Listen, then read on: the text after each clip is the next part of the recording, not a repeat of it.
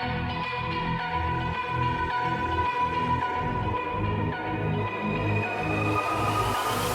a broken soul in a wonderland without angels. That is how I feel when the mirror shows me a stranger. Yeah. And I know they're just fragments of a world where your absence all they get to see. Take me back to the planet where you and I are still meant to be. 'Cause I'm incomplete when you ain't by my side, when you don't wake up next to me. Yeah, I'm incomplete. I need you here tonight to cover up these empty sheets. 'Cause I'm incomplete. Yeah, I'm incomplete. Hey. 'Cause I'm incomplete. I need you here tonight to cover up these empty sheets. 'Cause I'm incomplete.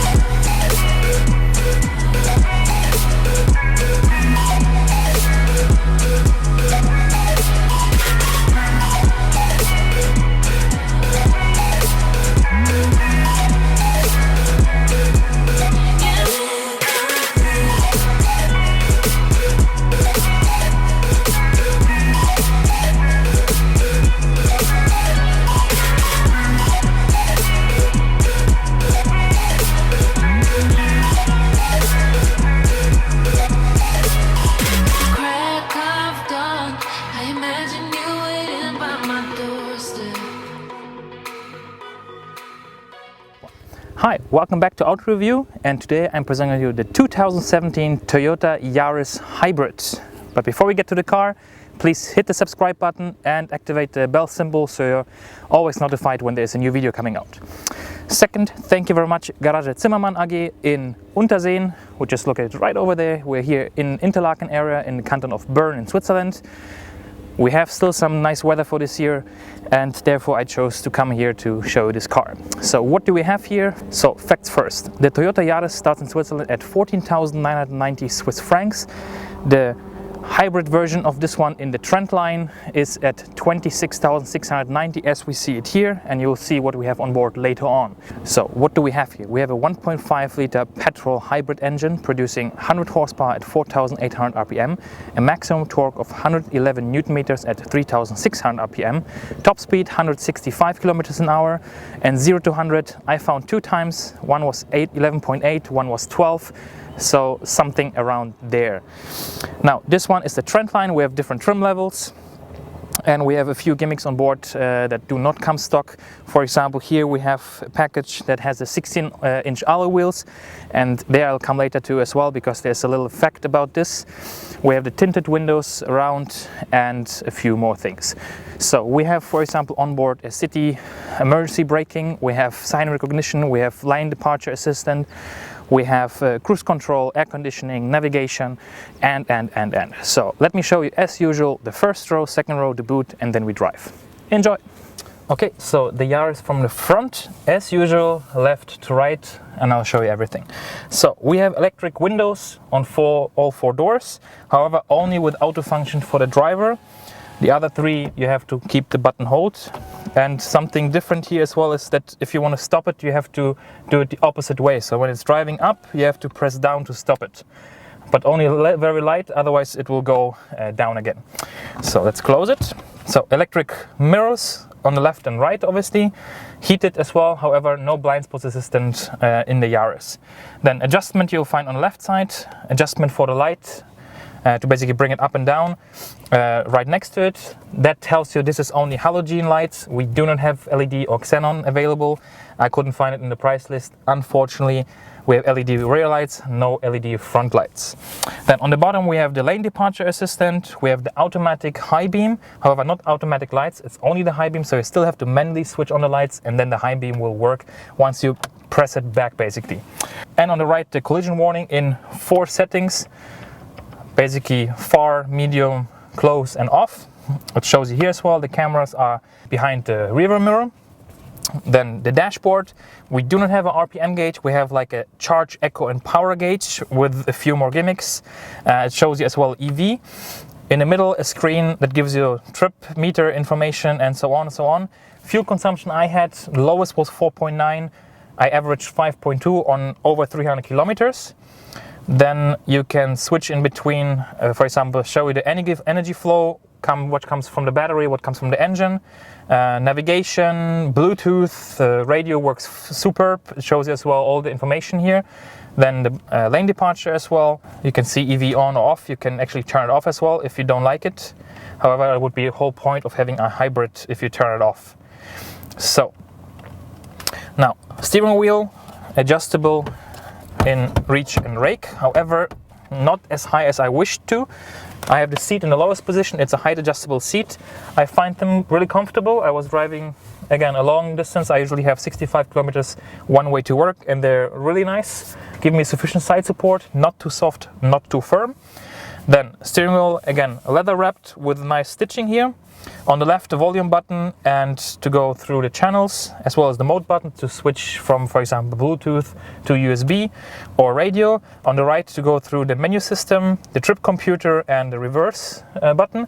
Then cruise control on the right here, that turns as well with the steering wheel, goes in 1 kilometer steps. There's no 10 kilometer steps, however, you can keep it pressed and then it basically accelerates. Then wipers, obviously, on the right. And little compartment here on the left with some pockets so it doesn't fall out. Ventilation in the middle and left and right, obviously. I like this one actually here because it shows if all your passengers are buckled up, which is good. Then the touchscreen, which is kind of reflective. If we're gonna drive later, you're gonna see it. And you can see it now in this angle as well. The dashboard is very reflective. Even though it's black, it looks pretty gray, and because of the angle of the windshield, it's actually very, very reflective and super bright. Then volume rocker, I like it, though it's a little bit too deep. I think it would be nice if it would stick out a little bit. Then you can adjust the music, obviously. The car settings, which is average fuel consumption, how much for every trip you can reset it, and obviously the flow of the battery as well. Plus then settings, phone and navigation. Navigation works fine. I put it in and usually I have it off in regards to the volume, but it navigates exactly the same route I would drive, which is fine. Dual zone air conditioning, left and right. Then on the bottom, 12-volt power socket, USB port. How do you get it up? This way, and aux in. Compartment in the front to put, for example, your phone. iPhone 6 Plus fits. 2 cup holes, however, you can see they are not adjustable, so if you have small cans like this, they will fly around. Then the eCVT, which has no gears basically, and it's a little bit like a rubber band. If you've seen the video review of the Toyota Prius plug-in hybrid, it has a similar system like this one. You have nothing to shift basically, you can only do whatever it tells you to. B is if you roll down a mountain, you can use the engine brake. It will not recuperate more, so it will not charge the batteries faster. It will just prevent that you're driving and overheating the brakes. It will use the engine brake if you roll down a mountain. Manual handbrake, again leather wrapped with the stitching. And then on the bottom we have here ESP on and off. Heated seats, one setting for driver and passenger, very hot. EV mode. You can only drive up to 30 kilometers an hour in EV mode, and maximum maybe like 2 kilometers, 3 kilometers, then it will turn off. And the eco mode, which I had on most of the time, it will drive them basically to the middle of power and not further. Only if you step full through, then it will go all the way, or if you have the eco mode off. However, the placement of the buttons is not very smart, because if I put the handbrake down, I can't see the heated seats or the EV mode. Well, not very good placement of the button. Then a little space here to put some smaller items, but they will fly around. Glove box is okay, not too small, not too big. And well, mirrors on both sides, however not illuminated, and as well the mirror here, it is a manual one, so it doesn't dim itself. However, we have a handle on the driver's side as well as on the other sides. So that's it for the front. Let's check the second row. Alright, second row, and there isn't much to tell you. So the doors open, I would say around 70 degrees or something like that.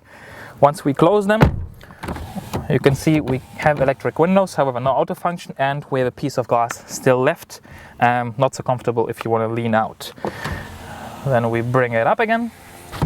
Hook, handle, no pockets in the seat. One big cup holder in the middle. Actually, it fits a champagne bottle, a 0.75. I tried it yesterday. We have no pockets in the doors and no armrest. We have 3 seats, 3 headrests, which go quite high as well. 3 3-point seat belts, isofix left and right. And what I feel as well is that the floor actually goes up towards the front, so your feet are actually like this, and there's a plastic part here which you feel in the back of your legs. But other than that, space-wise it's okay. Seat in front is adjusted to me. You can see I have enough knee room, and from the head I'm pretty much have maybe like a finger space between head and roof. From the seating comfort, I think it's okay. I haven't obviously tried it, but now sitting like this, it's not bad at all.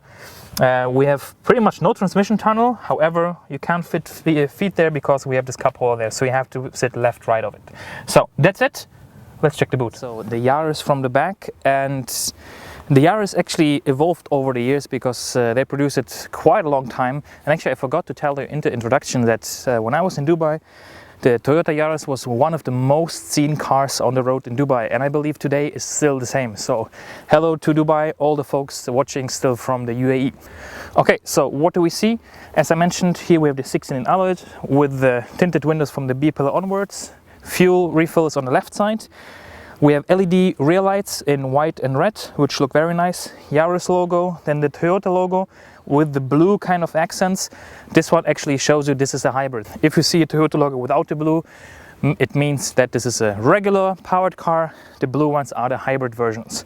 And again, for the people who don't know this one, it's written hybrid on the right as well. So we do not have parking sensors, neither in the front nor in the back. However, when you open the boot, you will see we have the reverse camera. However, it's not protected from the environment, so it might get dirty if you drive through rain.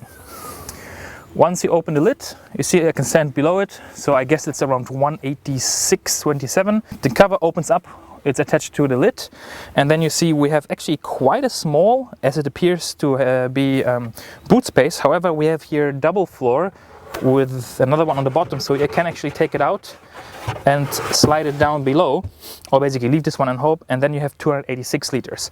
And below that one we have as well a compartment for smaller items so they don't fly around. We don't have a spare wheel, we have a compressor kit which is right in front of it, and you can obviously fold down the seats in 2/3 left, 1/3 on the right. So that's it. Let's close the boot and then we finally hit the road. Let's go. So let's drive the Yaris Hybrid. And my usual track, I would have to say, because the ones who follow me for some time, they will know most of the streets already. But they're good because then that gives me the opportunity to test them one by one and compare it to other cars as well. Okay, so first thing, as I mentioned, cruise control doesn't work at 30, starts at 40. Not so good. Then there's a few points that I actually encountered when I was driving the car. So one is the light, then the turning circle. Now I mentioned the 16-inch will be coming later, and now we're talking about it. If you get it with 16-inch, it's gonna be a turning circle 11.6 meters versus 15-inch wheels 10.2. So it's 1.4 meters more to turn the car in one go, just because of the 1-inch bigger rims. Then let's go left.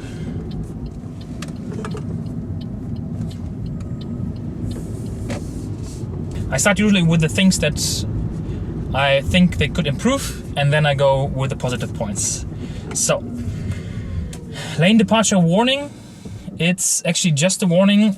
Okay, so lane departure warning or assistant, it's not an assistant, it's just a warning. So it will indicate here, it will beep, but the beeping is very quiet, so if you listen to a radio and it's a little bit louder, you won't hear it, and it's not active. Then we have automatic high beam, which you can turn on here. However, the normal lights, which are only halogen, no xenon, no LED, you have to manually switch on, which is kind of halfway through. So why not automatic lights and automatic high beam. In regards to the high beam lights, they do work, which is good. However, sometimes a little bit delayed when another car or motorcycle is coming. So I encountered in the last 2 nights I was driving multiple times that the cars flashed you and then actually the car dims down. Nevertheless, it's good to have it. Then the seats don't have the lumbar support, so you can't adjust it. There's nothing to do that. The screen here, you can't tilt or pan it, so depends on how the light comes. It's kind of reflective. Even now it's a little bit reflective. This one I told you already, the dashboard, it's in the windshield is reflective as well. And we have no parking sensors in the front or in the back. The camera is there, which is good. Now take a look, you can see it here. However, when I turn the wheel, the lines pretty much stay the same. Again, good to have a camera, would be nice to have some parking sensors as well. Now, I guess that's pretty much it. Fuel consumption, Toyota claims 3.6 liters, which maybe it's possible if you drive mostly in city traffic and you can recharge the car with the recuperation and so on. However, with my drive mostly on highways, I was not able to achieve that. Again, the lowest I managed was 4.9 and usual was 5.2. Now actually I got down again to 5.1, which is okay. But then the question arises, okay, should you take the hybrid in the first place, or should you just take the little bit more powerful 1.5 liter Yaris, petrol powered without the hybrid system, and save a few thousand francs? You will have to decide, and you will have to see if your driving profile fits this car better than mine, because with a lot of highway, I guess I couldn't actually use all the potential of this car.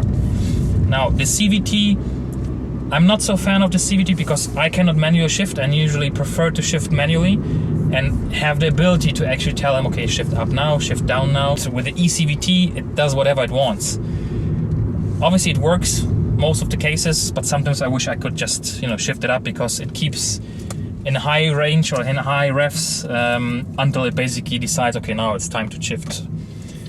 Steering is very light, suspension is comfortable, and either way I was not driving too sporty, so I can't tell you how sporty it is, because this is not the point of a hybrid car. It's really fuel consumption and daily drive.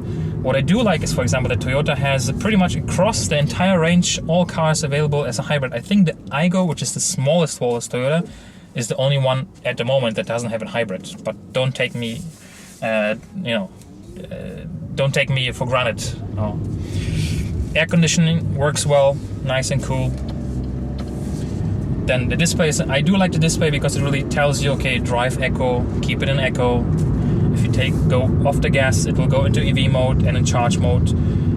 When you go into this screen, this one here, it will show you the flow of the battery and the engine. And here it basically shows you how much you recuperate. So E, it will show you in like bricks how much you recuperate. So if you drive from the highway, off the highway, and then you basically brake slowly, don't brake too much, keep it in the middle of the charge, so then it charges as, in my opinion, best, because you still keep rolling and you obviously reduce fuel consumption and you charge a little bit back to the battery. So I really like that one. And not to know how many RPMs you have, actually it doesn't really matter. Again, not in a hybrid. Seating position is comfortable. I have a good surround view. Even to the back, it's not bad at all. Materials, yes, we have leather here, and on the shift knob. However, we have hard plastic pretty much here on top. Here we have a little bit of a soft, but again, here all plastic. Here get a bit soft. So it's a mix with the majority being hard plastic. Now we're gonna go on the highway and you're gonna listen to the eCVT. EV not working. I take the eco mode off, so we have all the 100 horsepower here available and 111 Newton meters. Now we're gonna go to this one here. So you see that the battery and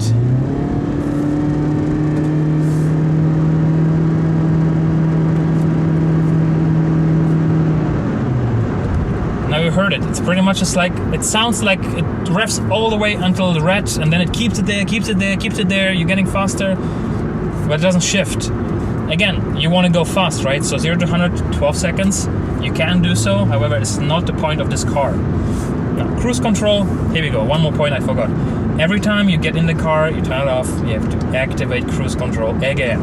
Yeah, it doesn't stay on. And I don't understand why the manufacturers do that. I mean, if you drive this car every day, you either way know that it's on. So why have a function that every time you have to switch it on?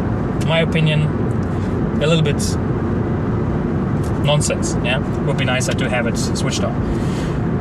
Prices, yeah, 26,690 for the hybrid as we have it here with the alloy wheels and all this gimmicks on board. Safety features, I cannot have enough. I can only recommend get everything you can order in any car you choose. What I actually really don't like is that we only have halogen lights. The car it looks actually much better than the previous version.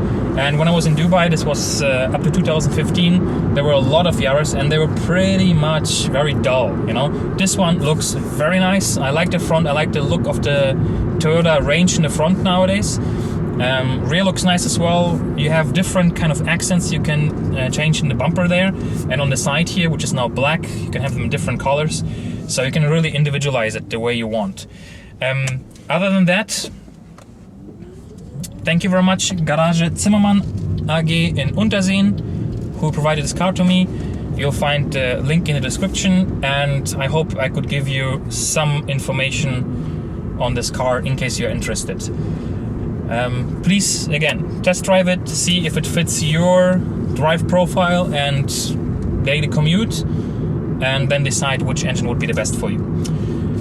Thank you very much. Subscribe, like and share, activate the bell button, and I'll see you next time. Bye.